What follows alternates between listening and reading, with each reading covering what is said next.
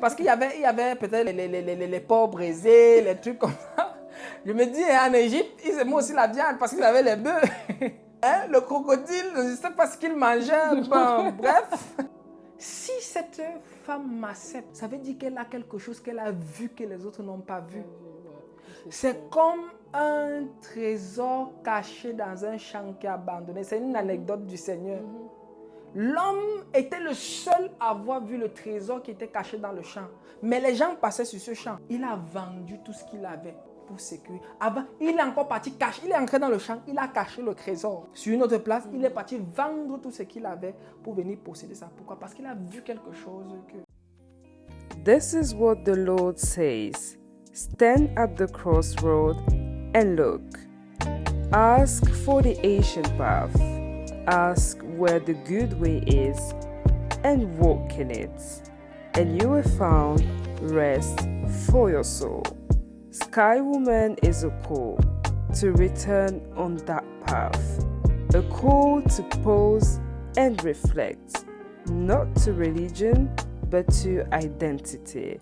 We believe every woman carries within her the imprint of heaven, a purpose, a voice, a destiny designed long before her birth. This is more than healing, it's becoming. 2 languages, 1 voice, the Lord's. Alors bonjour et bienvenue à Sky Women pour un autre épisode, et aujourd'hui nous avons un invité spécial. Nous avons souvent l'habitude de recevoir des femmes, mais aujourd'hui nous allons recevoir un homme et nous allons discuter de plusieurs choses, et ça va nous permettre à nous les femmes de pouvoir comprendre ces êtres qui sont tellement différents de nous. Alors bienvenue Rodrigue. Ah, merci Sephora, merci. Je suis contente de pouvoir te recevoir. En tout cas, merci beaucoup de m'honorer avec ta présence et tout, et je sais qu'on sera béni et tout. Parce que je sais qu'il y a une grâce particulière sur ta vie et qu'aujourd'hui, vraiment, il n'y aura pas que les personnes en ligne qui vont être bénies, mais moi-même, je vais être bénie. Donc voilà, bienvenue. Ah, merci. À Dieu soit la gloire, à Dieu soit la gloire, vraiment. Je pense que ce que l'Éternel a prévu faire en ce moment, il va le faire. Amen. Et si c'est le vase par lequel il a choisi, si je suis le vase par lequel il a choisi pour déverser, je crois que tout se fera. Amen, amen. Bah, nous, on veut savoir, voilà, il y a Sky Women, donc les femmes du ciel, les femmes qui marchent selon ce que Dieu veut. Mais je pense qu'il y a aussi, s'il y a Sky Women, ça veut dire qu'il y a Sky Men as well, tu vois. Yeah. Donc, nous, on veut que tu puisses nous expliquer un peu. On veut comprendre les hommes, en fait, tout simplement. Et on sait que parfois, les hommes, ils ne parlent pas. Vous êtes très, très calme, vous ne dites rien. Donc, c'est assez difficile un peu de savoir qu'est-ce qui se passe, au fait, dans vos têtes.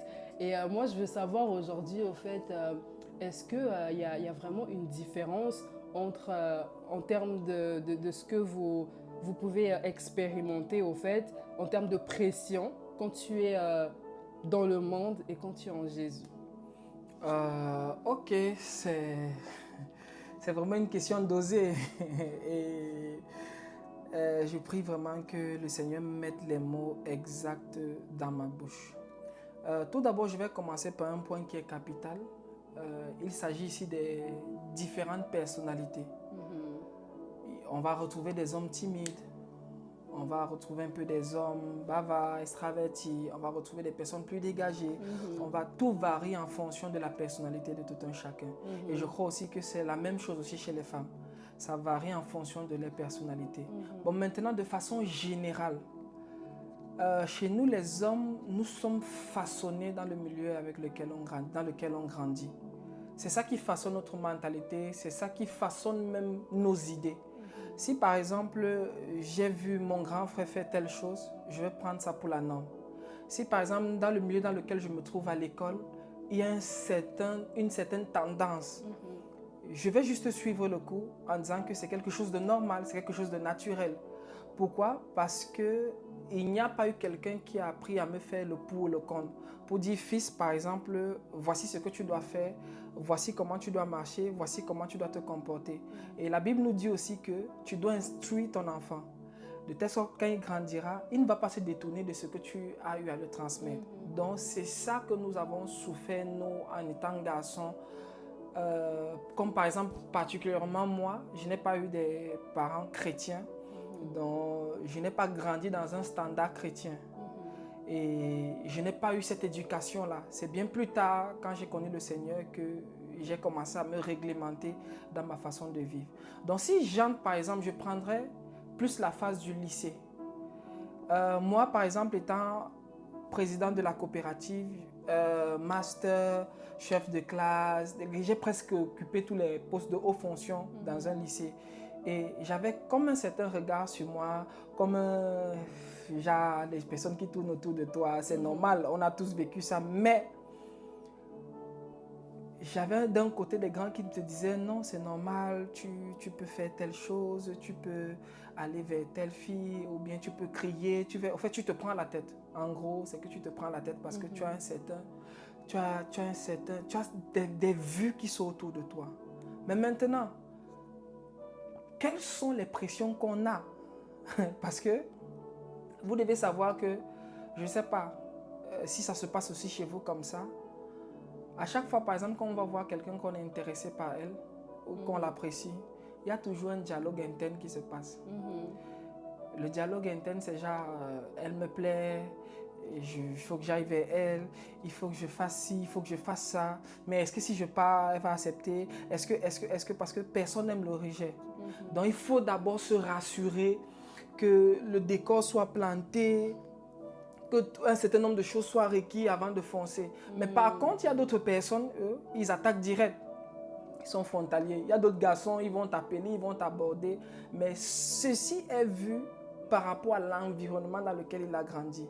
Donc, s'il a eu, par exemple, des filles, il sera bien, donc il saura comment parler aux femmes, il saura ce que les femmes aiment, parce qu'à partir d'un certain âge, je crois qu'il y a certains feuilletons ou bien certains dessins animés au fait, qui stimulent certaines envies chez les femmes. Et nous, avec nos traditions africaines, on nous a toujours fait comprendre que l'homme, l'esprit de chefferie, si je peux dire comme ça, l'homme, c'est l'homme. Il a un côté de dignité, il a un côté de le macho, quoi. Mais au fond, nous tous, nous sommes des bébés. Parce qu'il faut le dire, la vérité. Au fond, nous tous, nous sommes des bébés et on ne demande qu'à être compris. C'est pour ça qu'on dit quiconque a trouvé une femme, a trouvé le bonheur. Parce que si quelqu'un vraiment te comprend dans ton état profond, tu vas couler facilement avec elle. Parce que tu auras l'impression d'être toi. Mais il faut avouer qu'à cet âge-là, on se cherche. À cet âge-là, ce que nous sommes en train de vivre ou faire, on n'est même pas censé le faire. Parce qu'il faut d'abord attirer l'attention à ce niveau-là.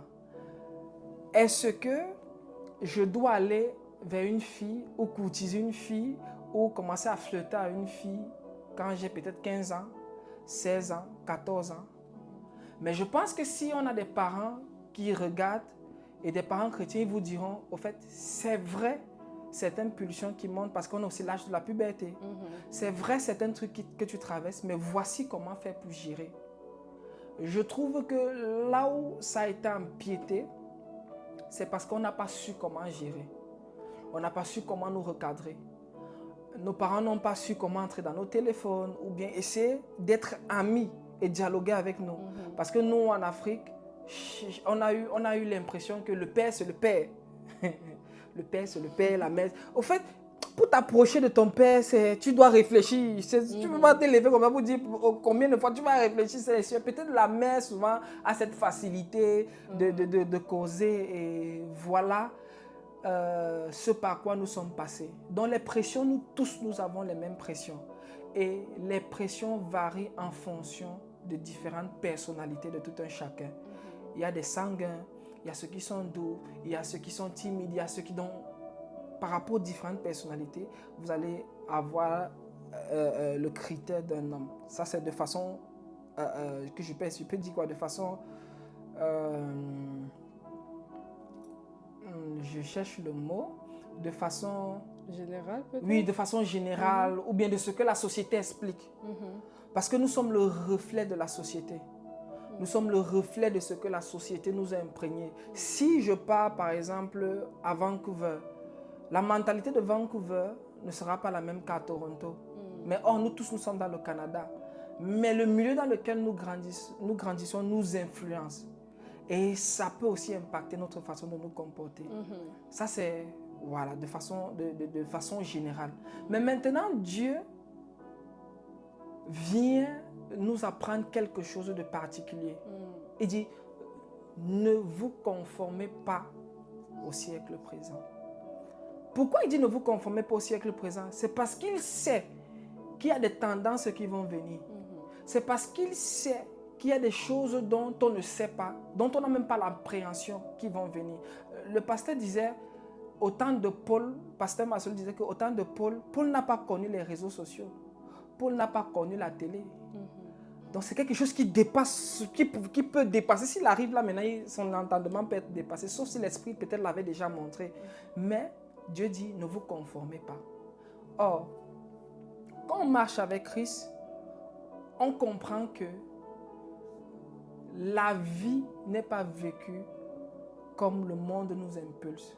Il y a des règles, il y a des notions. Dieu a un canevas pour nous. Mais la société nous fait croire que pour être grand, parce qu'on avait les grands noms, le Django, le Gangsta, le A, car c'est toi le A, c'est toi l'original. Au fait, ça gonfle ton ego pour rien.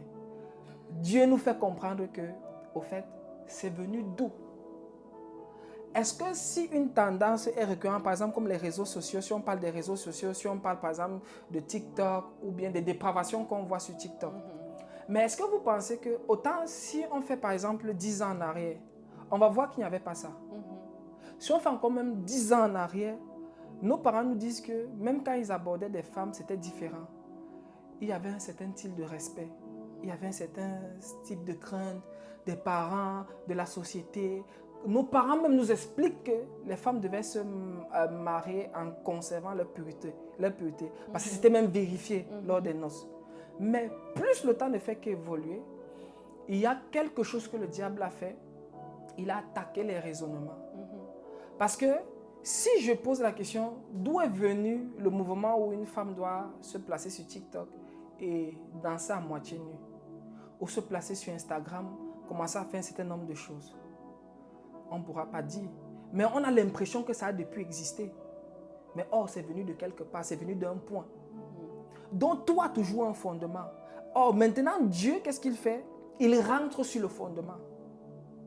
Parce que ce qui n'a pas été bâti par lui doit être brisé. Lui, il est le roc. Il est la vérité, le chemin sûr. Bon, toi qui as grandi par la société, ton âme, excusez-moi si je prends plus le thème chrétien, ton âme a été bombardée parce que tu as vécu. Tu n'as pas vécu ce que tu voulais, que tu devais vivre parce que tu le voulais. Parce que tu as cru que c'était la norme.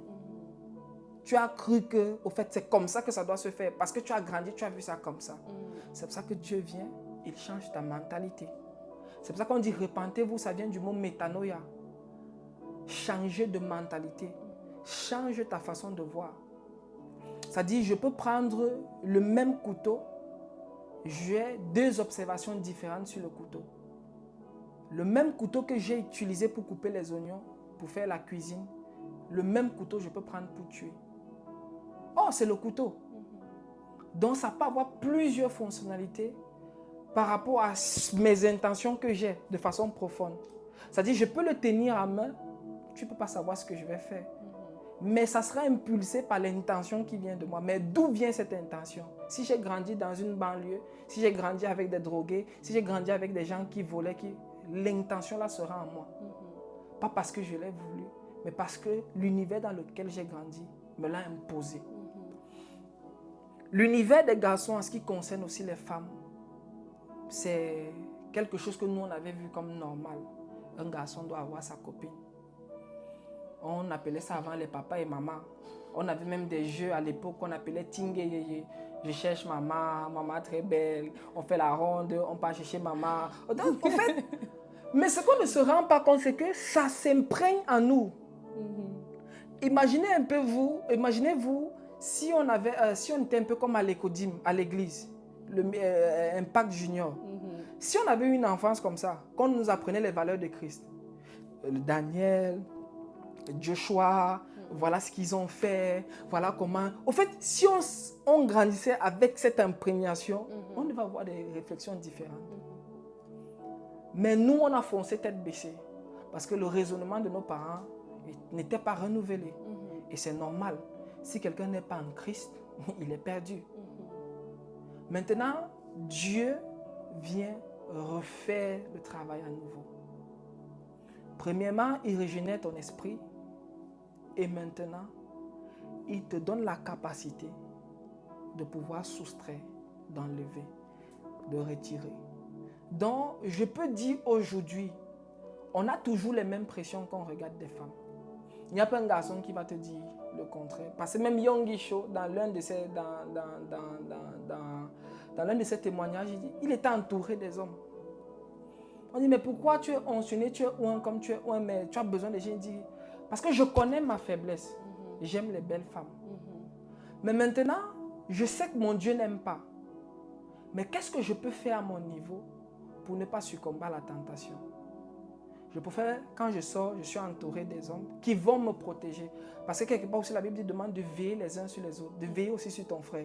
Même pasteur Marcelo Tunasi disait, quand il part à un hôtel là où il doit prêcher, on l'enferme dans sa chambre d'hôtel. C'est ceux-là qui gardent la clé. Parce que même la pensée, parce que tu ne sais pas, la chair va toujours te communiquer, parce qu'elle est inimitié avec Dieu. Elle va toujours te communiquer ce que tu as eu l'habitude de vivre. Mais maintenant, on doit la faire mourir. Mourir, c'est soumettre la chair. Parce que notre chair, quand on dit mort, ce n'est pas genre qu'elle va mourir, elle va plus cesser d'envoyer. Mais maintenant, plus tu es régénéré, plus tu as la capacité de faire face. Donc, on a toujours les mêmes pulsions avec les femmes.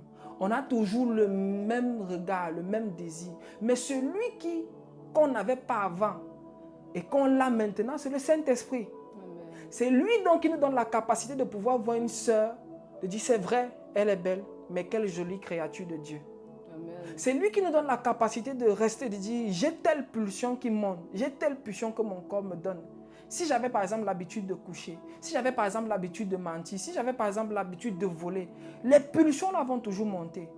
Mais le pasteur Ivan disait, tout comme la loi est soumise à des forces, la Bible, je voulais dire la Bible, mais en physique on dit tout objet qui est lancé vers le haut, il y a la loi d'attraction qui le retire vers le sol.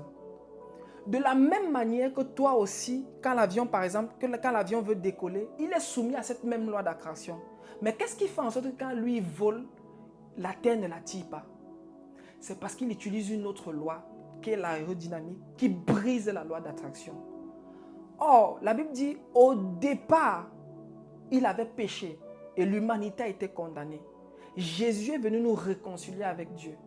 Il nous a donné la capacité d'être rattachés au Père. Mais maintenant, la loi du péché était en nous. Ça nous a tiré à faire ces choses. On ne peut plus dire que si quelqu'un n'a pas Christ, il ne pourra pas dire que je ne peux me contenir. Tu es la proie du diable. Tu crois être contenu, mais il peut t'utiliser quand il veut. Il peut toucher un bouton, il t'utilise quand il veut. Mais maintenant, en tant que chrétien, on a maintenant une nouvelle loi qui s'applique à nous. Parce que nous ne sommes plus de ce monde.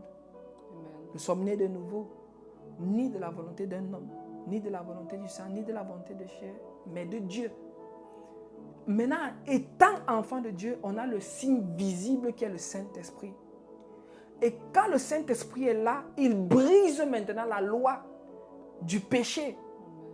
La chair va communiquer la même pulsion, mais en nous, on a maintenant la force, on n'est plus seul. C'est pour ça qu'on dit Saint-Esprit est de nous. De moi-même, je ne peux pas. En disant de moi-même, je ne peux pas, ça dit tu remets la souveraineté à Dieu. Et tu lui dis, Père, je vivais comme ça avant. Parce que j'ai été trompé. Mes parents ont été trompés. Mes parents ne t'ont pas connu assez tôt. Je ne vais pas en vouloir mes parents. Je ne vais pas m'en vouloir d'avoir commis cette vie. Parce que si je te dis que je n'avais pas aimé, c'est que je te mente. Mais j'aimais. Mais je me suis rendu compte que j'étais dans le faux. Parce qu'on peut faire quelque chose qui est bien, mais être dans l'erreur. Je me suis rendu compte que j'étais dans le faux. J'étais connu toi et tu m'as parlé. Donc maintenant, j'ai la capacité de dire à cette pulsion, je ne vais pas céder. Je ne vais pas aller. C'est pour ça que la Bible parle de veiller continuellement sur le cœur. de veiller, de ne pas laisser des portes s'ouvrir, de veiller même sur la langue, de veiller même tout ce qui sort de ta bouche, de veiller même sur tes pensées. Mais comment tu vas veiller sur tes pensées si tu n'as pas quelqu'un en toi qui te donne la capacité, la force? Parce qu'il a dit, il nous conduit dans toute la vérité. Jésus l'a dit, je ne vous laisserai pas seul, mais je vais vous envoyer quelqu'un qui va vous conduire dans toute la vérité. Et la vérité, là aussi, fait partie de ce sur quoi on a grandi. Il ne se limite pas seulement sur les choses de Dieu. Il part au niveau de la société. Il part au niveau de ton travail. Il part au niveau de ta vie. Il part au niveau de tes amis. Il part au niveau de tout ce que tu as. C'est lui qui te convainc même de laisser les mauvaises compagnies. C'est lui qui te convainc de dire à partir d'aujourd'hui, je dois me prendre en main. Parce que c'est lui qui te fait voir et réaliser ce pourquoi Dieu t'a appelé. Donc, je ne sais pas si j'ai répondu à ta question. En tout cas, tu m'as beaucoup béni en tout cas avec ce que tu as dit. Et moi, je veux bien revenir sur un point. Tu as dit que quand tu vois, si vous avez grandi au fait en allant à Impact Junior, les codymes, tout ça et tout, donc grandi avec vraiment les principes de Christ, ça ferait au fait à ce que tu n'aies pas fait certaines erreurs, tu n'aies pas fait X et que tu n'aies pas, entre guillemets, au fait, les mêmes pressions. Moi, je veux plus savoir au fait aujourd'hui, parce que aussi bien que tu peux grandir avec, en allant à l'école, DIM, toutes ces histoires-là et autres, quand tu vas à l'école, tu fais face à la société. Tu vois, tu fais face à de nouvelles choses au fait et qui sont très, très, très contraires au fait à ce que on te dit le dimanche à l'église. Tu vois ce que je veux dire? Est-ce que peut-être les parents aussi te disent à la maison, donc tu as tout plein d'influences, toutes ces choses-là et tout. Et quand tu arrives à un certain âge où tu as toutes ces pulsions-là, toutes ces choses-là et tout, et tu veux, entre guillemets, te caser, par exemple, tu vois. Il y a cette pression-là de les finances, les X, les Y, les Z et tout, tu vois. Donc, même comme tu disais tout à l'heure, tu approches une femme et tout, est-ce que vous pensez beaucoup à ça? Est-ce que tu te dis, quand tu disais tout à l'heure que tu dois réfléchir, l'approche elle est différente, tout ça et tout. Est-ce que vous pensez au fait que quand je vais l'approcher, est-ce qu'elle va me dire oui parce que financièrement ça va pas encore bien? Est-ce que quand on est en Christ au fait, vous attendez à ce que la femme au fait vous regarde différemment? Parce que dans la société, on va te dire oui, je veux un homme qui a une Rolls Royce, qui a X, qui a Y, qui a Z. Est-ce que vous vous attendez à ce que les femmes chrétiennes au fait vous prennent d'une façon différente? C'est-à-dire que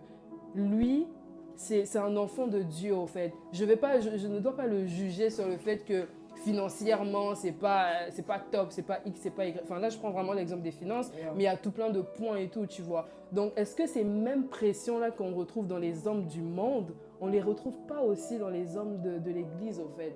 Ton expérience à toi ou... Ok. Déjà, les mêmes pressions, les hommes là, les hommes, comme tu dis, hommes du monde, hommes chrétiens, on a la chair, on a le sang, on a l'âme, ils ont l'esprit. Ce que nous devons comprendre, comme je le disais tout à l'heure, c'est que on a tous les mêmes pulsions. D'autres sont souvent plus affichés. D'autres sont souvent plus retractés, plus calmes. Et comme on dit aussi, par rapport, comme tu as posé la question de savoir aussi, si on avait grandi dans les codymes et tout, et voilà comment on aborde. Je pars du principe que notre esprit et notre entendement est renouvelé en Christ. Donc ça, c'est le premier point. Parce que le mot qui dit, on dit d'ailleurs qu'on doit avoir des Rolls Royce, l'homme doit être accompli. Mais je veux poser la question de savoir, c'est quoi être accompli? Parce que si tu me réponds, être accompli, c'est avoir une maison, une voiture, avoir l'argent et tout, c'est ça, je te dirais, tu as tout faux. Donc ça veut dire que les chrétiens, les hommes dans l'église et tout, ils n'ont pas cette pression-là? J'en viens. Être accompli, si c'est sur ces critères qu'on se base, on a tout faux. Parce que ça, c'est ce que la société nous a dit. J'aime toujours poser la question de savoir qu'est-ce que Dieu dit. C'est ça qui est important. La première des choses, quand le Saint-Esprit vient à nous, il ne cherche pas à avoir l'argent. Il ne te cherche pas à te faire d'avoir une femme. Il ne te cherche pas à avoir les maisons, les millions. Non. il renoue d'abord ta relation avec Dieu. Ensuite, il te bâtit. Ton caractère, tes habitudes, il check un certain nombre de choses. La Bible dit l'attirance par rapport à un homme, ou bien quand la Bible parle de la bonté, c'est ça qui fait son charme. Je peux être riche, je peux être multimilliardaire. Voilà Elon Musk. Tu connais ses relations, femme en femme, parce que on se rend compte que au fait, ce n'est pas la réalité vraiment. Je peux être dans une prison, mais elle est dorée, mais je souffre. Mais la question dont je vais poser, c'est que est-ce que vous voulez avoir tout le luxe possible, mais ne pas être heureuse dans votre mariage? Ou bien ne pas être heureux avec la personne avec qui tu marches? Parce qu'il est important de noter que l'esprit nous conduit dans toute la vérité. Donc, par rapport même à ce point, il y a ce que la part de Dieu dit dedans. Mais qu'est-ce que donc Dieu dit? Dieu n'encourage pas la paresse. Non. Dieu a dit, tu vas travailler à la de ton front. Donc, ça veut dire qu'il encourage le travail. Mais est-ce que c'est ça qu'il se base? Comme par exemple, je vais prendre un exemple simple. Je prends la pudeur. Ce n'est pas parce que je vois une femme habillée décemment, bien foulard, tout dressée, que je vais croire que c'est une bonne femme. Parce que l'habit ne fait pas le moine. Le cœur. Parce qu'il y a des choses qui échappent à notre entendement.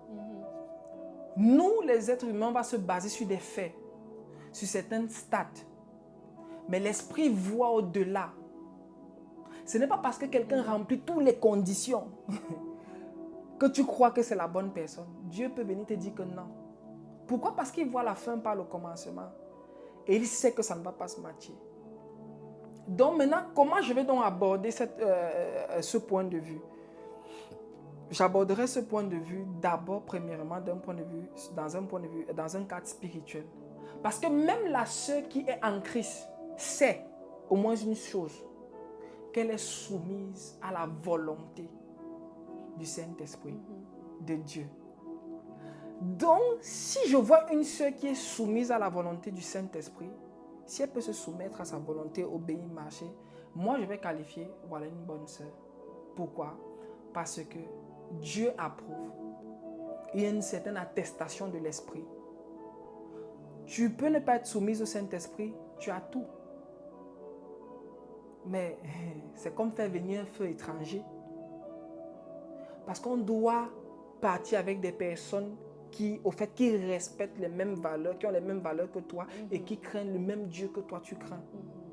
Mais comment une sœur donc peut aborder la thématique aussi? Parce qu'elle-même aussi, elle est soumise à ça.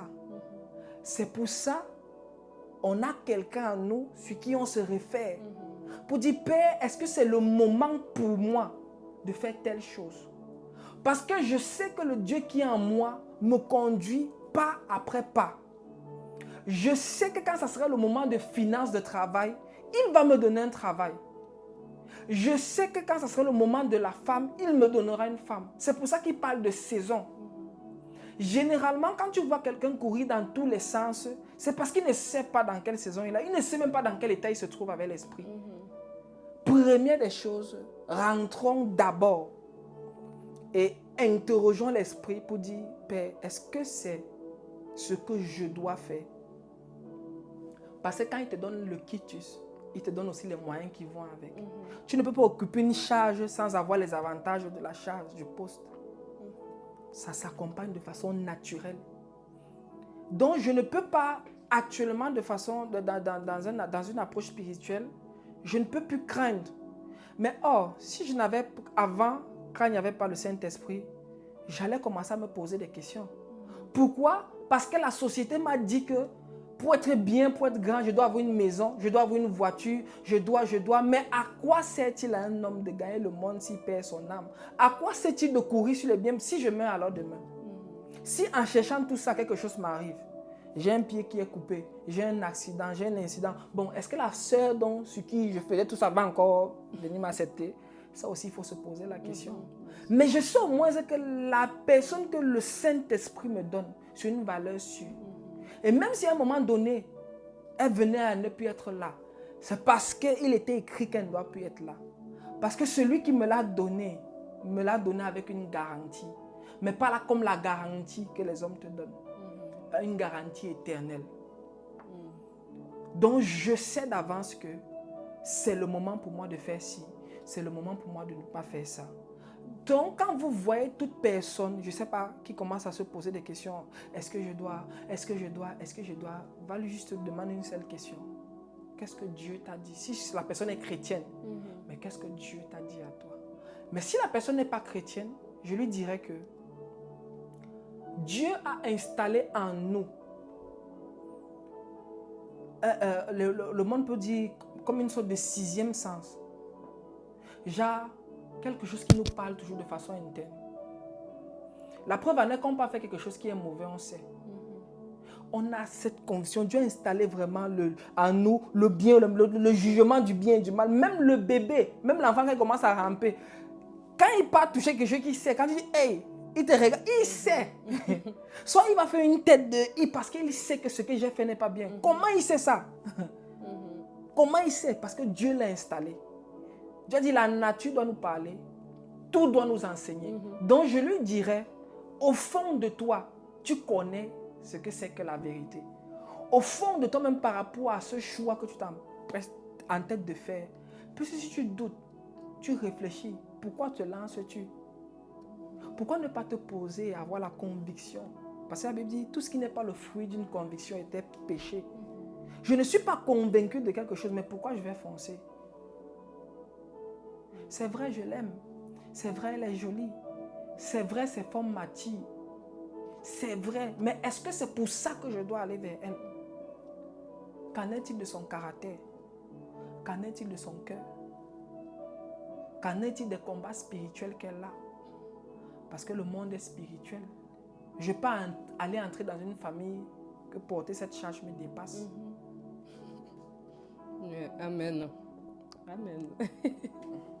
Et moi, je veux vraiment revenir sur ce que tu disais parce que je pense que c'est très très important et ça montre encore au fait l'importance de, comme dit la Bible, au fait de ne pas se mettre sous un joug étranger au fait, parce que pour avoir une personne au fait qui va comprendre au fait que ta situation de maintenant, ça définit pas qui tu seras au fait plus tard, parce que Dieu peut te demander de te mettre avec un homme qui n'a absolument rien du tout. Quand je vois l'histoire par exemple de l'apôtre Dalu et de sa femme, il dit vraiment à quel point il était au niveau zéro au fait, et qu'elle venait quand même d'une famille assez aisée et qu'elle a quand même accepté et tout. Et je pense que ça prend vraiment une certaine dimension spirituelle pour accepter au fait un homme comme ça, parce qu'on peut dire ce qu'on veut, tu vois, mais à la fin du mois, quand tu as un loyer qui arrive, tu as des factures qui arrivent, tu te dis, bon, ok Seigneur, je fais comment, quoi, tu vois, comment moi-même déjà, j'arrive pas à me nourrir, j'arrive pas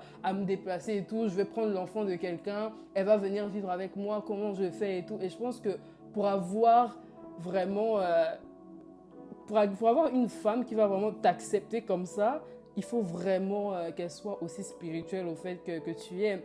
Et sur la base de ça, moi, je veux vraiment savoir, qu'est-ce que tu penses que les femmes d'aujourd'hui, même dans l'église, au fait, manquent, au fait. Quand je dis manque, c'est dans le sens où, est-ce que tu penses qu'on arrive quand même à comprendre nos frères, au fait, tu vois, ou les personnes avec qui on peut cheminer, autres. Comment est-ce qu'on peut vraiment soutenir, au fait, tu vois, la personne avec qui on est? Parce que c'est vrai, tu as dit ce que tu as dit, hein, mais moi, je pense aussi que le Seigneur, il peut te donner une promesse et la promesse arrive après 10 ans. Mais dans cette attente-là, face à tout ce que la société te présente, face à, on va dire ce qu'on veut, hein, ça peut beaucoup nous influencer. Ça peut beaucoup te remettre en question. Tu te dis, mais finalement, Seigneur, tu m'avais promis X, tu m'avais promis Y. Mais tout ce qui se passe dans ma vie, c'est complètement contraire au fait. Qu'est-ce que je fais au fait, tu vois? Et sur la base de ça, moi, je veux savoir comment est-ce qu'on peut vraiment aider les personnes avec qui on chemine, pour ceux qui sont mariés, leur mari et tout. À quoi vous vous attendez, au fait, de la part de la femme, au fait, dans ce sens-là? Ok. Je vais te prendre un exemple très simple. Très, très simple. Nous lisons la Bible et on connaît l'histoire de David. Bon. Imagine-toi. Toi et moi, nous sommes dehors à la place de fête. on voit quelqu'un qui passe avec les chèvres, les bœufs. Comme un peu au pays là, les bergers, ils tapent, tapent. Berger, avec les Takuma berger, son petit sac à dos, sa petite bandolière, sa petite gourde. Et que quelqu'un passe et te dit que voici le Premier ministre du Canada. En fait, ça ne va pas ancrer dans ton entendement. La foi est une folie, en fait. Je dis, pas pour quelqu'un qui est en crise, je dis, prenons juste un simple lambda, genre on ne connaît pas, oui. Ouais. En fait, ça ne va pas entrer pas entrer dans ton entendement. Donc, c'est rien que Dieu qui peut faire ce genre de choses. Amen. Et le fait de croire, d'accepter, c'est parce que tu sais de qui ça vient. C'est pour revenir au fait que quand Dieu t'a donné une promesse, la Bible dit aussi longtemps que la prophétie tarde, patiente, attend, elle finira certainement sa passe accomplie. C'est une prophétie qui est fixée dans le temps. C'est déjà là. Maintenant, il faut savoir qu'il y a des attitudes qui peuvent retarder notre prophétie. 100%. Comme il y a aussi des attitudes qui peuvent aussi le faire accélérer. Dieu a promis l'enfant à Abraham. Il a promis l'enfant à Abraham. Dieu a dit à Abraham qu'il va avoir l'enfant. Si je viens, je te dis, tu vas avoir l'enfant. J'ai la révélation, par exemple, du Seigneur. J'ai peut-être vu, je te dis, tu vas avoir l'enfant. Tu vas dire, oui, amen. Si tu connais, par exemple, mon niveau avec Dieu, ou bien si tu as une impression de Dieu, ou bien ça peut être n'importe qui. Mais tu seras toujours tendant, il y aura toujours un air de doute en toi. Quand tu vas voir que les choses tardent. Mais quand tu l'as reçu, ta prière sera différente. Parce que quand tu vas venir prier, tu vas dire, Seigneur m'avait dit, tu avais dit par la bouche de tel que voilà. Moi, la question que je pose toujours est que, qu'est-ce que Dieu t'a dit à toi? Parce que la chose dont tu es en train de parler là ne concerne pas la vie d'une autre personne, c'est de ta vie. Et celui qui t'a connu avant la fondation de ce monde a la réponse à ce que tu cherches. Est-ce que tu es parti le voir soupirer pour chercher à savoir sa direction? Parce que si lui te répond dans tes prières, tu auras la force d'attendre. Tu auras la force de patienter. Parce que la réponse vient avec une force et une capacité que tu n'avais pas. Ça vient comme te booster. Et tu peux arriver souvent à l'église quand tu veux souvent faiblir ou bien quoi. Le pasteur dit un message, ne crains rien, je suis avec toi. Tu ne comprends pas ce message comme les autres comprennent. Tu comprends que Dieu est en train de te fortifier. Donc Dieu, s'il t'a dit quelque chose, il sait que l'attente sera longue, mais il va apporter les accessoires pour t'aider à garder les yeux fixés par rapport à ce qu'il t'a donné. Même quand ils étaient dans le désert, il leur a donné la manne. C'est vrai que ce n'était pas le poulet, hamburger, ce n'était pas le steak, c'était pas... Mais, ils n'avaient pas faim. Il y avait l'hamburger à ce temps-là? Non, je prends un exemple, vous voyez. En fait, c'était parce qu'il y avait peut-être les porcs brisés, les trucs comme ça. Je me dis, en Égypte, ils aimaient aussi la viande parce qu'ils avaient les bœufs. Le crocodile, je ne sais pas ce qu'il mangeait. Bon, bref. Ils avaient quelque chose comme ça.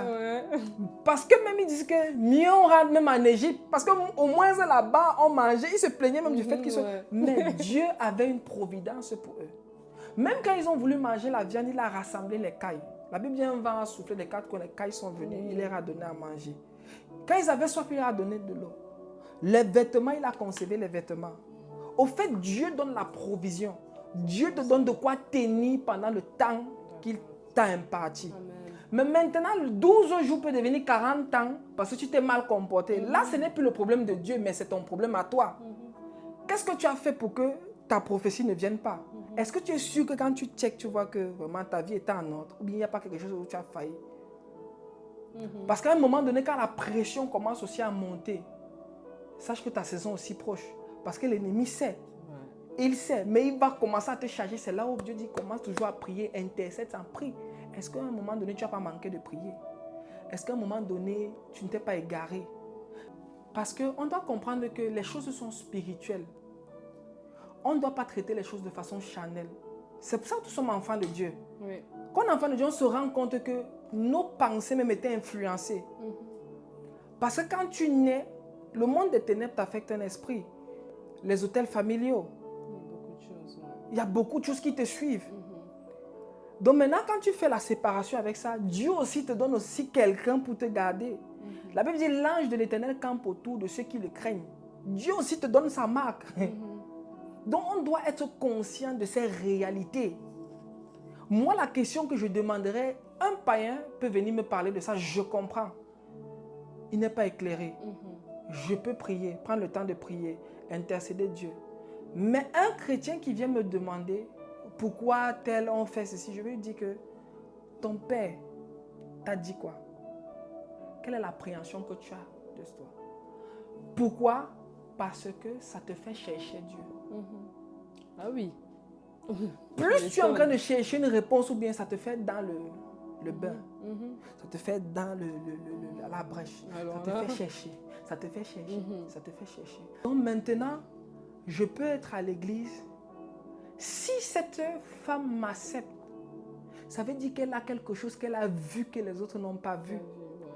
C'est comme un trésor caché dans un champ qui est abandonné. C'est une anecdote du Seigneur.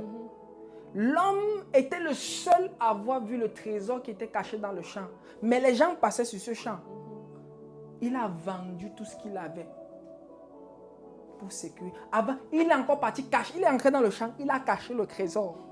Sur une autre place, il est parti vendre tout ce qu'il avait pour venir posséder ça. Pourquoi? Parce qu'il a vu quelque chose qu'il n'a pas vu. Donc, la femme du père Roland Dallot avait vu quelque chose que les autres sœurs n'avaient pas vu.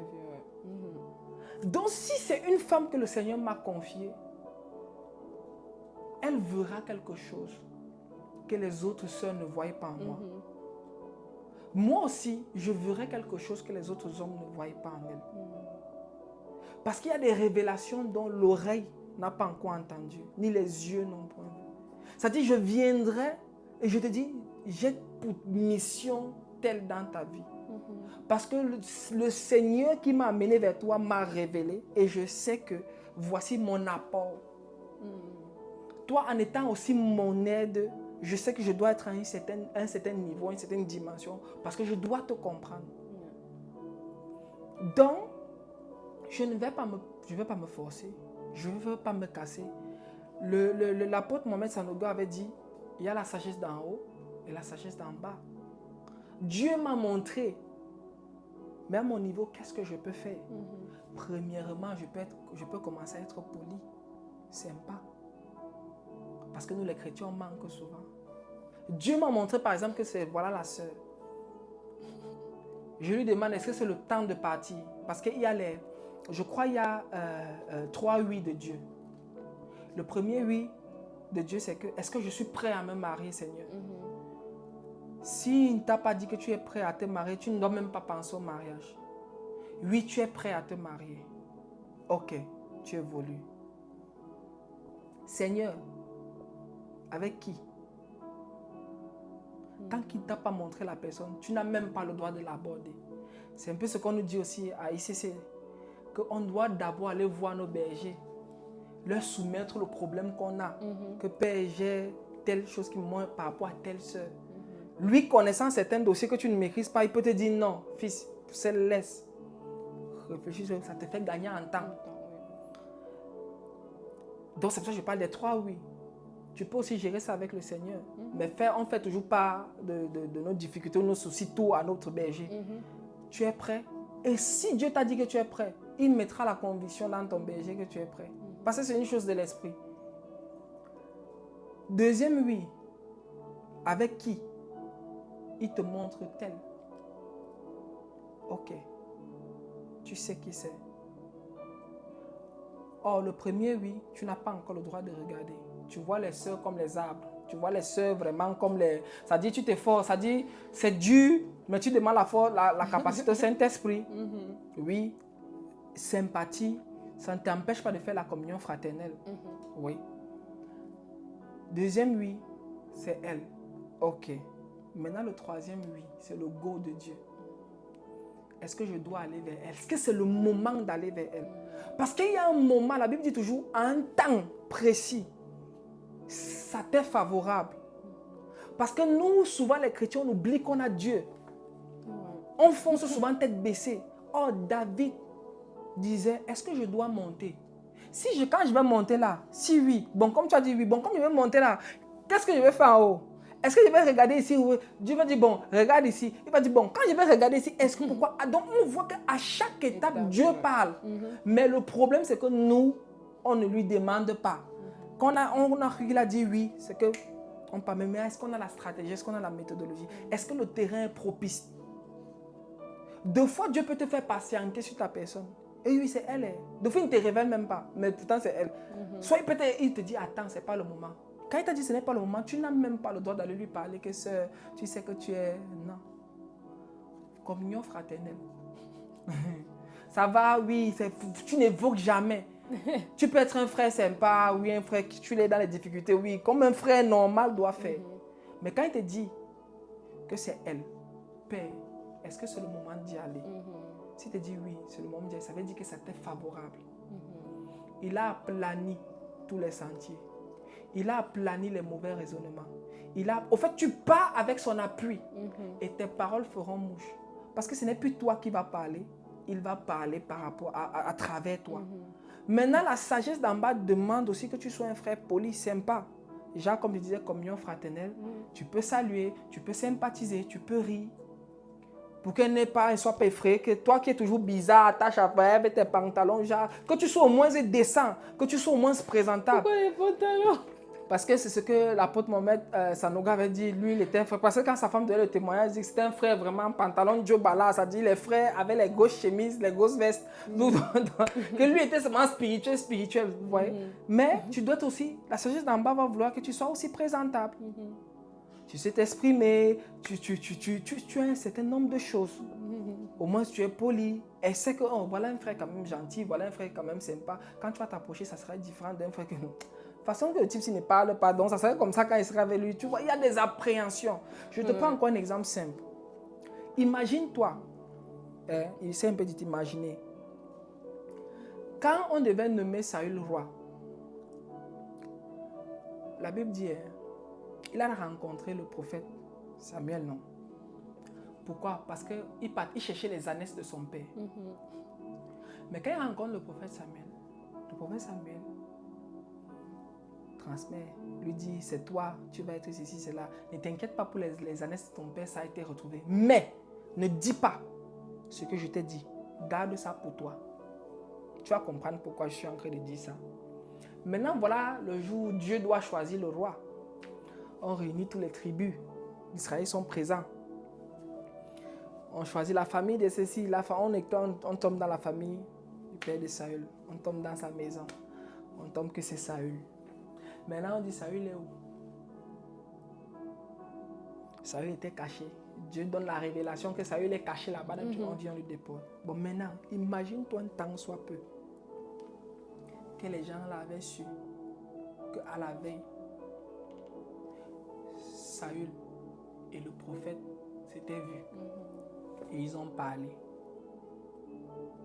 Et que maintenant, le jour de l'élection, bizarrement, c'est Saül qu'on choisit.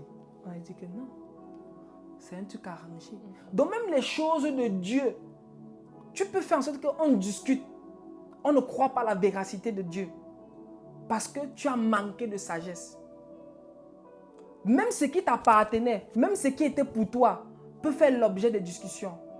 Parce que tu t'es mal comporté lors du cheminement. Parce que tu as loupé un détail. Imagine-toi s'il avait dit, j'ai vu le prophète comme ça, qu'on savait, on allait contester la décision là avec raison.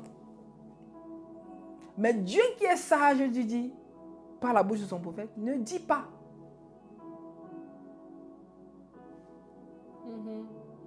Donc, tout pour dire qu'on a un Dieu. Quand on voit un frère se lamenter, chercher, bouger, ça veut dire son intimité, ou une sœur, n'est pas encore solide, n'est pas encore trop ça. C'est-à-dire quand je vois quelqu'un faire ça, je ne me casse pas. J'ai directement la réponse à son problème. Tu poses juste la question, c'est quoi ton intimité avec Dieu? Comment ta relation avec Dieu est comment? La réponse qu'il va te donner, toi-même tu vas comprendre que c'est pour ça qu'il te tue.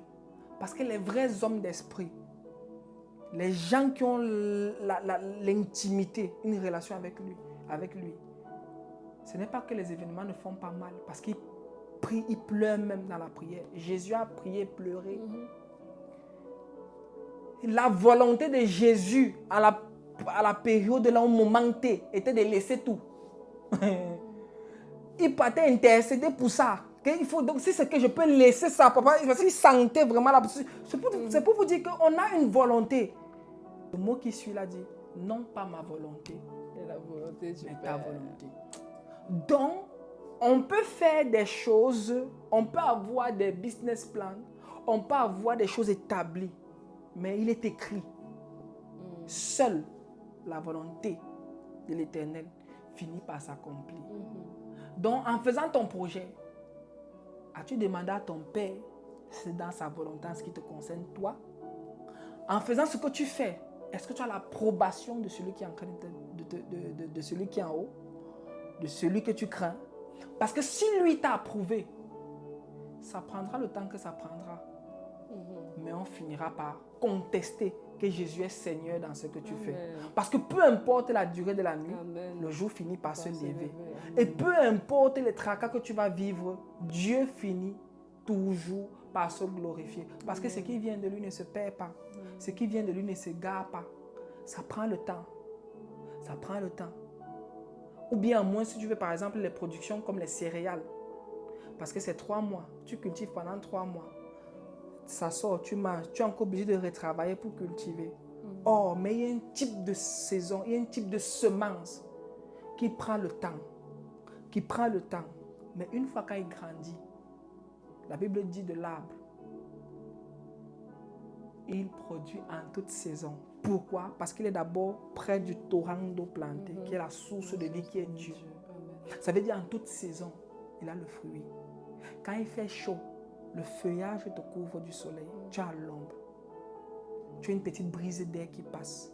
Quand tu es malade, tu peux utiliser son feuillage et ses écorces pour te guérir. Tu as faim, il te nourrit. Il t'abrite des dangers. Et aussi, même quand il meurt, son bois t'est utile pour cuisiner. Ça, c'est le type de semence que je veux. Et si je veux ce type de semence, je dois faire le sacrifice qu'il faut. Je dois aussi apprendre à m'abstenir. Parce qu'en Dieu, on doit aussi rester, s'abstenir. Dis, Père, papa, ma volonté. Ça, j'aime. Je te jure que j'aime. Parce que quand il voit cette femme, quand il voit cette fille, ces formes me tuent. Donc, vous croyez que nous, étant chrétiens, on dit, papa, non, on dit Dieu créa. Toi, tu l'as créé avec le crayon HD. Ça dit, quand tu dessinais mal, tu gommais, tu redessinais bien, que ça me tue. Mais, Père, papa, ma volonté. Et c'est ce qui manque aux frères. Et c'est ce qui manque aux sœurs. Parce que si tous, on avait ce raisonnement, on faisait ça, je ne crois pas qu'il y aurait un problème. Amen. Et je dirais vraiment aussi que, c'est beau ce que tu dis parce que ça me conforte encore vraiment en fait dans l'idée que quand tu es avec un homme en fait qui connaît Dieu, quand tu es avec un homme qui a cette crainte de Dieu là au fait, ça le permet au fait de, c'est-à-dire que tu n'as pas tout le temps besoin de faire les jalousies, de beaucoup parler tout ça et tout parce que sa crainte de Dieu va faire à ce qu'il puisse se garder au fait, va faire à ce qu'il puisse se rappeler que c'est pas seulement à ma femme, par exemple, que j'ai décidé de... à qui j'ai fait la promesse, au fait, tu vois, mais il y a un Dieu, au fait, qui est au-dessus, qui me voit, et malgré ce que je peux aimer, je dois respecter, au fait, l'alliance que j'ai faite, au fait, tu vois, parce qu'avant, on l'a fait à Dieu et tout, et franchement, c'était toute une prédication, moi, j'ai été bénie. Mais je veux quand même que tu répondes à ma question. Okay. Parce que ma question, c'était vraiment de savoir qu'est-ce que nous, les femmes, en fait, on peut faire en fait, pour vous accompagner. Et Tu as parlé au fait de Sarah, la femme de Abraham, qui elle a proposé, parce que c'est elle qui a emmené son mari et tout à avoir voilà, des rapports et tout avec leur servante. Donc là, elle a manqué de sagesse au fait, tu vois, et ça peut arriver. Donc moi, je veux vraiment savoir quel est le conseil que tu pourrais donner à une femme aujourd'hui. Voilà, on veut être des femmes, des femmes du ciel, des femmes qui marchent selon Christ. Donc comment est-ce qu'on peut vraiment accompagner au fait nos futurs maris, ou pour celles qui sont déjà mariées, leurs maris et tout, quoi, tu vois. Ok. C'est très simple, mais compliqué en même temps. Je vais dire ça comme ça, si je peux me permettre de l'expression ou du terme. Il y a une chose que nous devons tous savoir. J'avais entendu une fille dire, ce n'est pas mon gars en qui j'ai confiance. J'ai confiance en Dieu, Amen. qu'il croit. Et je sais que le Dieu que je crois, que je sais, va le préserver. Et si à un moment donné, il déconne, que ce n'est pas bien, mon Père me donnera toujours ce qu'il y a de bien. Il est capable d'écarter quelqu'un. Et il te promet Canaan. Tu l'énerves. Il te fait attendre 40 ans. Tu l'énerves, il veut même te tuer. Donc, ça dit, il veut fixer ton propre père. Mais il veut, ça dit, après il dit, ok, je veux prendre les enfants. Vous les vieux là, parce que la mentalité, le cours est, je vais prendre les enfants pour vous. Parce qu'au moins, on peut encore les inculquer. La femme, tout comme l'homme, doit savoir une chose, comme j'ai expliqué. Pour être aide de quelqu'un, tu as la sagesse d'en haut. Par exemple, Dieu t'a dit, tu sais, oui. Il faut être l'aide de quelqu'un. Parce que la Bible dit, vous venez aider. Vous êtes une aide. C'est-à-dire, là, il a commencé, mais vous venez propulser. Ok. Comment vas-tu être aide de quelqu'un si tu ne discutes pas avec lui, si tu ne dialogues pas avec lui? Tu sais ce que c'est que le pouvoir du dialogue? Dans le dialogue, on se retrouve souvent à dire des choses dont on ne pense. Quand tu es à l'aise à causer avec quelqu'un, ne te mens pas, tu ne peux pas cacher des choses à cette personne. Parce que ton être, ton âme se sent à l'aise quand tu parles avec lui. Au fait, tu es toi, tu es vrai. Tu ne caches aucune partie de toi. Et quand tu pousses à quelqu'un, un homme, à dialoguer avec toi, qu'il se sent à l'aise de parler avec toi, je ne sais pas si je peux dire ça ici. D'autres pasteurs le disent souvent. J'ai suivi dire que t'inquiète, Père, ce que tu vas vouloir qu'on fait dans la maison, là, on va faire. ce que tu vas vouloir qu'on fasse, ne t'inquiète pas, il va faire. Il va faire. De la même manière que Satan, pour dérouter un homme, ou bien pour dérouter, quand il voit qu'il a fait un mauvais mariage ou un mauvais choix, il prend congé de toi. Il n'a plus besoin d'intervenir. Parce que non, il a quelqu'un qui va gérer ça pour lui bien. Il va sortir de chez lui, il va commencer à parler seul. Parce qu'au pays, on voyait des papas qui s'asseyaient. Je me rappelle, j'ai vu un papa, il était assis dans un bar. Nous, on est sortis, on vient, on voit le vieux. Il avait sa bouteille de 33 devant lui. Il était là, comme abattu. Il dit, mais le père, tu as la maison, tu as les enfants, tout, tu as... Mais pourquoi? Il me dit, fils, tu ne peux pas comprendre pour le moment. Même si tu ne peux pas comprendre, laisse seulement. Donc, il préfère, genre, se saouler, rentrer à 24h, 23h, 1h, minuit, donc, genre, juste pour dormir. Et le lendemain, se réveiller, partir. Mais tu penses que s'il était bien à la maison, bien entretenu à sa tour, il pouvait rester dehors. Il aura tendance toujours à vite rentrer. Mais qu'est-ce qu'il peut faire un homme de rester dehors? Ou bien qu'est-ce qu'il peut faire qu'une femme n'ait pas envie de rester? Donc ça dit, elle est plus à l'aise à causer avec d'autres personnes. Mais quand son mari est là, elle n'est pas. C'est quelque chose qui se cultive. C'est quoi ton langage d'amour, par exemple? Tu es plus service rendu, temps de qualité. Au fait, tu ne t'intéresses pas de façon superficielle. Tu t'intéresses dans le détail. Donc nous, on doit s'intéresser aux détails des frères. J'ai dit, quand tu ne sais pas, de façon générale, tu es une bonne sœur. La bonne sœur est quelqu'un de sympa. Pas quelqu'un de gris, pas quelqu'un qui va repousser, qui va... Non. Elle peut dialoguer. C'est comment, frère, ceci, cela, c'est normal de dialoguer. On sera à l'aise avec une personne qui aime, qu'on aime dialoguer, quelqu'un qui est sympa, souriant, qui s'ouvre. Parce que quand on voit une fille ou un homme renfermé, nous tous on pense pratiquement la même chose. Elle est peut-être sournoise. Genre, c'est comme si elle cache des choses. Genre, c'est comme si. Au fait, c'est l'impression qu'on a. C'est vrai, c'est pas biblique, mais c'est une impression que tu as, qu'on a de toi. Si ce n'est pas alors, si ce n'est pas Dieu qui t'a demandé de rester calme, tu fais comment?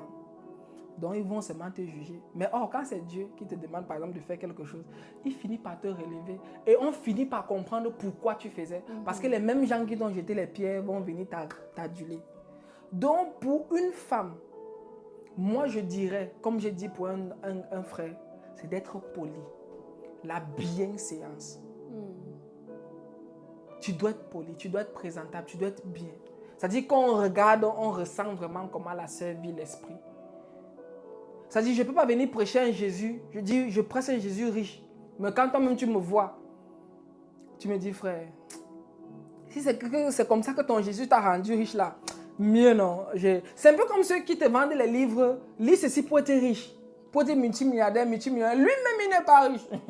Tu te rends compte? C'est-à-dire, il vend un instrument pour te rendre riche, pour te faire devenir riche. Mais lui-même, il n'est pas riche. Mais moi, je connais quelqu'un que lui, quand tu le rencontres, lui, et que quand tu présentes Jésus, il te rend riche. C'est-à-dire, il dit quoi? Que ceux qui sont pauvres disent qu'ils sont riches. Que ceux qui sont faibles disent qu'ils sont forts. Donc, ce qu'on doit comprendre est que la bienséance d'abord, la sagesse d'en haut, le Saint-Esprit te donne des révélations. Et le Saint-Esprit te dit jusqu'à comment te tenir. Le Saint-Esprit te dit même jusqu'à comment t'habiller. Le Saint-Esprit te dit jusqu'à comment tu dois te vêtir, comment tu dois te tenir. Parce que on ne doit pas oublier que c'est lui qui nous prépare. Et il sait pourquoi il est en train de nous préparer. Parce qu'on fait souvent, on oublie cette notion. Que c'est lui qui veille sur nous. Que Père, on a remis notre vie en Christ. C'est ce qu'on dit, non, je te remets. Comment tu remets la vie? Tu dis que mais pour certains, tu arraches encore. Tu ne dis pas que Père est choisi. C'est ça le problème. Il n'y a pas de trans. La Bible dit, il nous conduit dans toute la vérité. Va questionner celui qui doit te conduire dans la vérité et il va te dire. S'il ne te répond pas, insiste. S'il ne te répond pas, importune, prie. Le Père a dit, dernièrement qu'on priait, on va arriver à la dimension, il a la clé. Mais quand tu mets la clé, tu dois exercer la clé. Tu dois frapper jusqu'à ce qu'on ouvre. Tu as mis la clé sur la serrure bloquée de l'intérieur parce qu'on peut fermer la porte ici. On ferme la clé, il y a encore une autre serrure. Maintenant, tu vas frapper sur laquelle la personne vient ouvrir. Et le Saint-Esprit va ouvrir. Et lorsqu'il va se présenter à toi, tu auras le bagage nécessaire pour pallier à la situation dont tu es en train de traverser. Tu vas voir que tout ce que tu es en train de voir comme difficile, c'était juste une façon, ton point de vue que tu avais de la chose. Parce que ce qu'on prend souvent comme difficile ou bien bizarre, c'est un point de vue qu'on a. Ce que Dieu vient faire, c'est que ta mentalité là, il la renouvelle. La forteresse là, il la renouvelle par ce qui est vrai au fait. Amen. Donc ça veut dire quoi? Si toi, tu es une sœur qui craint vraiment Dieu et qui est équilibrée, parce qu'elle dit qu'il ne faut pas être trop spirituel parce que tout en excès nuit. Il ne faut pas être trop spirituel. Même à un moment donné, le pasteur Mohamed Sanogo a dit, je crois qu'il faut lire son livre, les 7 piliers, qui parle des 7 piliers là, les 7 colonnes, je ne sais pas trop si je me rappelle bien, mais il y a la sagesse d'en haut, il y a la sagesse d'en bas. Ce n'est pas parce que Dieu t'a montré que tu vas passer le bac que tu ne vas pas étudier. Si tu n'étudies pas, tu vas échouer. Est-ce que c'est que Dieu ne voulait pas que tu passes le bac? Dieu voulait que tu passes le bac, mais tu as manqué. La sagesse d'en bas disait que tu dois étudier. Tu dois te préparer. Donc de la même manière que Dieu t'a dit tu es une femme de valeur, tu es une prophétesse, je t'ai appelé pour faire ceci. Mais quels sont les attributs qui accompagnent ça? Comment ces femmes-là se comportaient? Comment elles étaient dans les assemblées? Tu vas voir que la vie de ces femmes était tracée. On va dire, voilà comment elles se comportaient, voilà comment elles faisaient. Voilà. Est-ce que tu incarnes aussi cette valeur-là au milieu de tes frères? Parce que ce n'est pas à toi à dire à tes frères que tu es soumise, tu es une femme bien. Ils doivent avoir déjà ce témoignage de toi. Parce qu'on ne peut pas voir un policier passer, on ne sait pas que c'est un policier. Son habit, c'est qu'il incarne, il identifie déjà. Mais toi, qu'est-ce qui t'identifie? Si tu vois que tu ne peux pas être encore identifiable, si tu vois que tu ne peux pas être encore... On ne peut pas te caser à un point, ça veut dire qu'il y a un problème. Amen. Tu te cherches encore. Mm. Stabilise-toi. Donne-toi la personnalité que Dieu a dit que tu as. Tu verras que tu attireras ceux qui sont faits pour ça. Amen. Amen.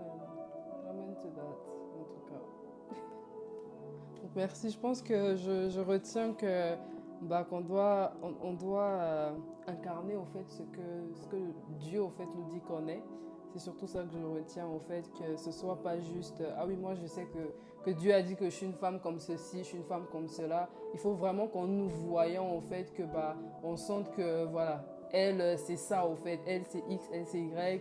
Les règles de bienséance, bien se tenir, être sympa, toutes ces histoires-là et tout, donc qui sont d'ailleurs très très importantes.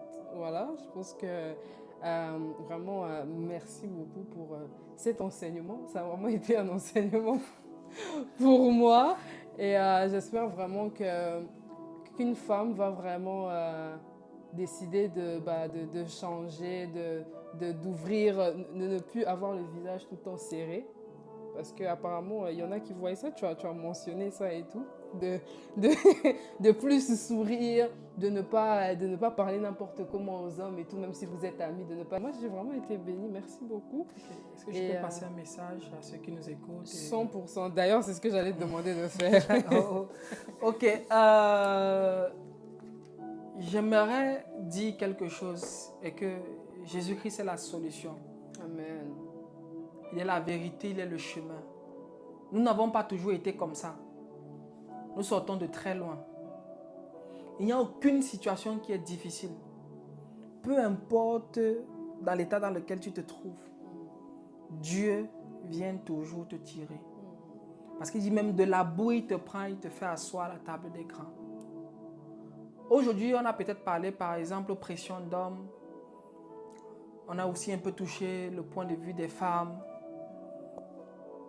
Mais j'aimerais te dire ce soir que il ne se fait pas tard pour entrer dans l'équipe des gagnants.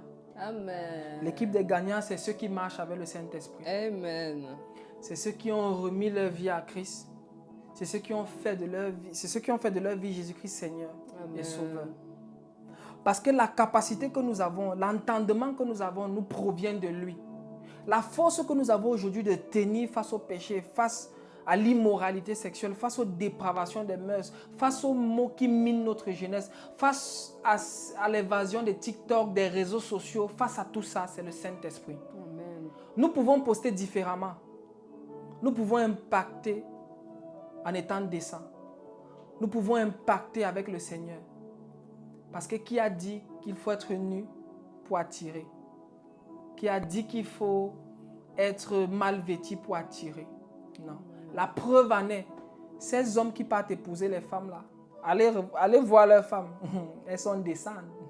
C'est-à-dire, on vous utilise juste pour un plaisir, c'est-à-dire, on dit que ça c'est une femme d'un style. Mais si je veux me marier, même les hommes du monde, quand ils veulent se marier, ils partent choisir quelqu'un. Au fait, tu vois avec la qualité des femmes avec lesquelles ils s'amusaient. Mais quand tu peux voir celle qu'il a mis dedans, ça n'a rien à voir. Pourquoi? Ça veut dire qu'il réfléchit. Il dit, parce que si je viens prendre quelqu'un comme ça, je mets chez moi, ça veut dire les enfants, l'éducation et tout. Donc, vraiment, je prie que ce débat ou bien cet échange vraiment arrive à ton cœur. Je prie que Dieu se souvienne de toi. Je prie que ça soit un déclenchement pour que vraiment tu saches que Jésus est là, il t'attend. Je prie que ça soit vraiment une alerte forte. Parce que tu peux bien arranger le corps, tu peux bien même te vêtir, mais si tu n'as pas vêtu l'intérieur, si tu n'as pas accepté Christ comme Seigneur et Sauveur, laisse-moi te dire que tes efforts sont vains. Tu seras toujours combattu. Même nous-mêmes, nous sommes combattus. Mais nous combattons dans la victoire parce que Christ est notre bannière, Christ est notre force. Donc, j'aimerais te dire que tu as frappé à la bonne porte. Là, on va avoir quand même un moment dans la présence de Dieu. Donc, Rodrigue, tu vas nous conduire et moi, je vais juste t'accompagner. Ok. Nous allons nous disposer. Amen. Seigneur, nous te rendons grâce pour ce moment. À toi l'honneur, la gloire et la majesté. Amen. La Bible dit les 24 vieillards se prosternent et jette leur couronne. Saint, Saint, Saint est ton nom. Je ne pouvais pas commencer ce temps de prière sans toutefois témoigner de ta grandeur. La Bible dit la terre est ton marchepied. Père, merci parce que tu nous as donné l'occasion de nous tenir ici. C'est une grâce que tu nous as accordée. Yes. Donc mon âme te bénit et n'oublie aucun de tes bienfaits. C'est avec action de grâce que nous entrons dans ta présence. Nous sommes dans ta présence. Nous poussons des cris de joie et nous disons que tu es Dieu. Père, merci, merci pour cette grâce que tu nous accordes. Mais comme Jésus l'avait dit, il ne nous laissera pas seuls, il nous donnera l'Esprit. Celui qui vient faire asseoir le règne de Dieu. Saint-Esprit, prends le total contrôle, comme tu as commencé à le faire. Nous soumettons tout entendement à toi.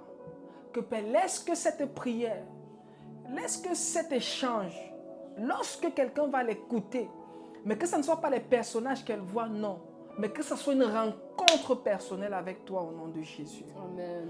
Qu'elle soit transportée par ces paroles, qu'elle soit transportée par l'atmosphère même de ce qui se passe. Saint-Esprit de Dieu, fais asseoir le règne de Dieu. Fais asseoir le règne de Dieu dans le nom puissant de Jésus. Nous prions pour toute personne, pour tout frère, pour toutes sœurs qui se sont retrouvés dans cette difficulté, qui se sont retrouvés dans ces conditions-là. Parce que Père, la force nous est venue de toi. Et nous venons aussi leur présenter cette même force qui est Jésus. Yes. La solution, le remède miracle, si vous voulez, il est plus que la potion magique d'Obélix. Il est plus que les potions traditionnelles. Il est plus que ton entendement. Il est plus que la médecine. Il est au-delà de ce que tu peux t'imaginer. La seule chose que tu as fait, c'est de l'accepter comme Seigneur et Sauveur. Et il va commencer à conduire ta vie. Dans le nom puissant de Jésus, je prie que Père, toute personne qui va visionner, toute personne qui va écouter, même s'il souffrait de quoi que ce soit comme un signe, Père, tu guéris et tu visites. Que ce soit comme un signe que lorsqu'elle écoute, mais je n'entendais pas, mais je commence à entendre. Je ne voyais pas, mais je commence à voir. Je ne parvenais pas à m'attacher à toi, mais je commence à m'attacher à toi. J'avais comme un blocage, j'avais comme quelque chose qui me retenait. Mais lorsque je suis cela, je sens comme un appel qui est en train de me dire, viens à moi, viens à moi, viens à moi. Père, nous prions que des âmes soient touchées, des âmes soient converties. Nous prions que ta gloire se fasse. Nous prions que toi, tu sois l'unique et celui qui reste au centre.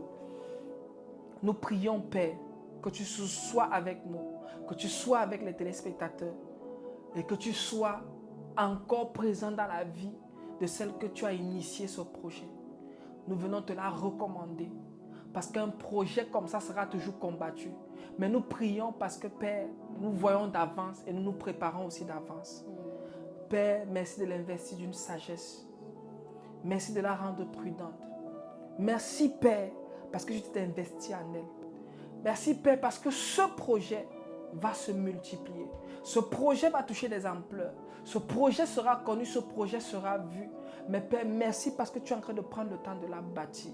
Merci parce que tu es en train de prendre le temps de la faire grandir en sagesse. Merci parce que tu es en train de prendre le temps de l'équiper. Mais lorsque le moment sera venu, Père, tu vas la révéler à la lumière du monde. Nous te recommandons Sephora. Nous te recommandons ses projets. Nous te recommandons sa maison. Nous te recommandons sa DA. Nous te recommandons tout ce qui l'aide, tout ce qui la soutient. Nous te recommandons, Père, dans le nom puissant de Jésus. Accompagne-les, sois avec elle. C'est dans le nom puissant de ton Fils Jésus-Christ. Et c'est avec action de grâce que nous te disons Amen. Amen. Amen. Amen.